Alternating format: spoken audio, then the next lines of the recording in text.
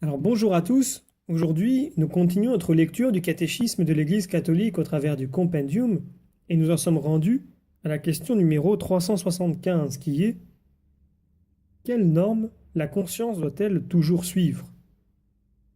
Eh bien voici une réponse brève pour commencer.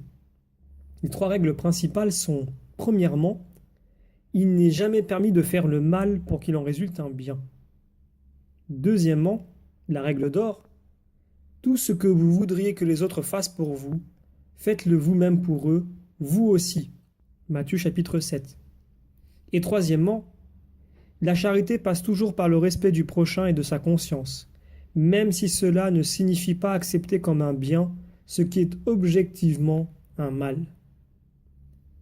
Alors, nous allons prendre le paragraphe 1789, et celui-ci nous dit ceci. Donc il reprend les termes que nous avons vus auparavant. Quelques règles s'appliquent dans tous les cas. Donc il n'est jamais permis de faire le mal pour qu'il en résulte un bien. La règle d'or: tout ce que vous désirez que les autres fassent pour vous, faites-le vous-même pour eux. Et ensuite, la charité passe toujours par le respect du prochain et de sa conscience. En parlant contre les frères et en blessant leur conscience, c'est contre le Christ que vous péchez, nous dit saint Paul. Il nous dit également que ce qui est bien, c'est de s'abstenir de tout ce qui fait buter ou tomber ou faiblir ton frère. Et donc, pour ce qui concerne la partie de la conscience morale, nous terminons avec la dernière question, numéro 376, qui est: la conscience morale peut-elle porter des jugements erronés? Première réponse: la personne doit toujours obéir aux jugements certains de sa conscience, mais elle peut émettre aussi des jugements erronés, pour des raisons qui ne sont pas toujours exemptes de la culpabilité personnelle.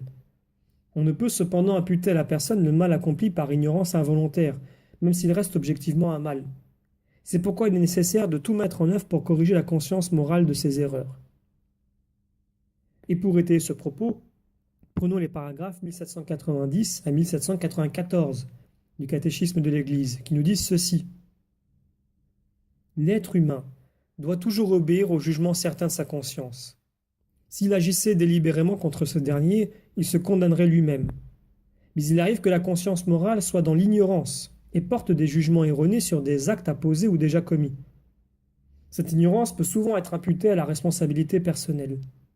Il en va ainsi lorsque l'homme se soucie peu de rechercher le vrai et le bien, et lorsque l'habitude du péché rend peu à peu la conscience presque aveugle. En ces cas, la personne est coupable du mal qu'elle commet. L'ignorance du Christ et de son évangile, les mauvais exemples donnés par autrui, la servitude des passions, la prétention à une autonomie mal entendue de la conscience, le refus de l'autorité de l'Église et de son enseignement, le manque de conversion et de charité peuvent être à l'origine des déviations du jugement dans la conduite morale. Si, au contraire, l'ignorance est invincible ou le jugement est erroné sans responsabilité du sujet moral, le mal commis par la personne ne peut lui être imputé. Il n'en demeure pas moins un mal, une privation, un désordre. Il faut donc travailler à corriger la conscience morale de ses erreurs. La conscience bonne et pure est éclairée par la foi véritable, car la charité procède en même temps d'un cœur pur, d'une bonne conscience et d'une foi sans détour. Plus la conscience droite l'emporte, plus les personnes et les groupes s'éloignent de décisions aveugles et tendent à se conformer aux règles objectives de la moralité.